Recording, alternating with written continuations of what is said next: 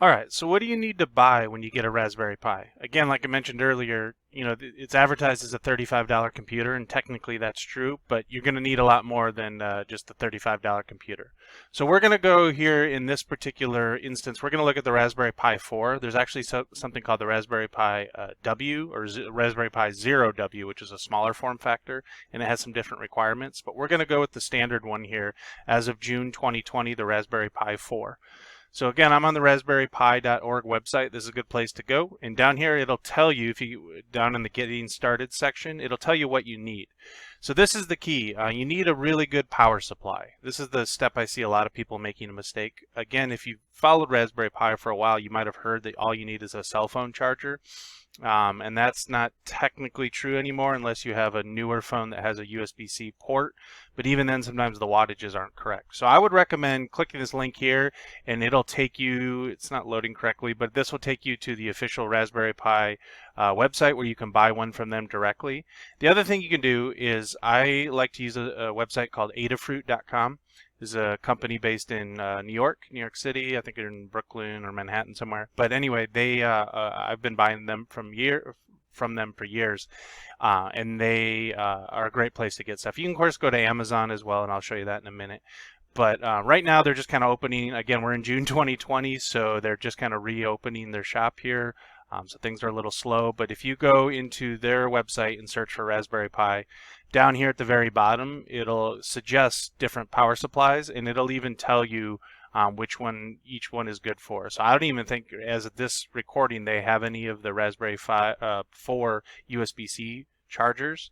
But that's something you got to be careful for. Make sure, I think in the USB-C standard for Raspberry Pi 4, it has to be this is 2.5 amps. I think the new ones have to be 3 amps at least and 5 volts. So again, another place to go, because everybody's familiar with it, right, is Amazon. And you can buy these starter kits, and the starter kits will come with the correct, in theory, will come with the correct power supply. So especially for parents and young makers, I always tell them buy one of these kits because they've kind of assembled it for you. The Cana, or I'm not sure how you pronounce it, Cana kits, I've had luck with those. They're pretty good. And those are the ones that Amazon sells. Vilros as well, I've had luck with those. Any of those I think do a pretty good job, and they'll come with the appropriate power supply. But I know a lot of more advanced makers or older makers, you kind of want to buy things piecemeal because you don't want to buy a kit. You kind of want to put this together yourself. So adafruit.com is a good place to go. Of course, Amazon works too. So power supply is the first thing to start with. If you have a Raspberry Pi 4, you need to have the USB-C form factor, and it has to be, I believe, at least 3 watts. 3 amps, sorry, big difference. 3 amps and 5 volts. You also need a US micro SD card, all right? And so you can actually get a SD card pre-installed with the operating system, but kind of the whole ethos of the maker movement, right, is you're kind of doing this from scratch. So I would encourage you to buy a cheap SD card. 32 gigabytes I think would be the minimum. Try to get a 64 or 128 if you can. And you can order those from Amazon. You can go to Target, Walmart, grocery stores even sells SD cards, but you need a micro SD, the smaller one, right? And then you can download something called Noobs, which is Raspberry Pi's way of helping you install the beginning operating system onto the Pi. So I tend to people to tell that. There's a downloader as well, the Raspberry Pi Imager, and I also like this. This is a good way to do it as well. It works on Windows, Mac, or Linux, and you can download the Imager onto a traditional PC that you have, laptop, and then it'll allow you to choose the image that you want to use. There are lots of images. Images is basically, you can think of it as like a snapshot of what the hard drive is going to look like. So there are images if you want to build like a retro gaming machine. I'm going to do a video on that later. I like to do a lot of that in Raspberry Pi, build old school gaming machines where I can play like, Super Nintendo and some of those old games I grew up on. So there's specific images pre-built for that. So you don't have to do a lot of the configuration. It's already done there. But I tend to tell beginners, always start with Noobs or download the Raspberry Pi Imager. Again, I'm on raspberrypi.org. slash downloads and get the imager, and then it'll allow you to choose the image you want. And the cool thing is if you have multiple SD cards, you can just swap those in and out of your Pi, and so you can boot different operating systems. Unlike a traditional PC where, if you're a little bit techy, you know how to dual boot or that type of thing. But with a Raspberry Pi, you literally just take the SD card out and then put a new one in, and you have a completely different operating system that can do different things depending on if you want to run a server or if you want to put a Raspberry Pi in space. I mean, there's all sorts of cool things you could do, and I'll be making a video later to show some of those neat projects. Okay, so power supply, SD card. Obviously, you need a mouse and a keyboard. If we look at the image here, right, here's the newer ones do dual 4K. You don't certainly have to do dual 4K. You can just have, it uses micro HDMI. All right, so this is another kind of trick. So you need to get a micro HDMI monitor, which I don't know of very many of those that exist. I believe it's micro, right? Is it micro or mini? Let's go up here. Micro, yeah.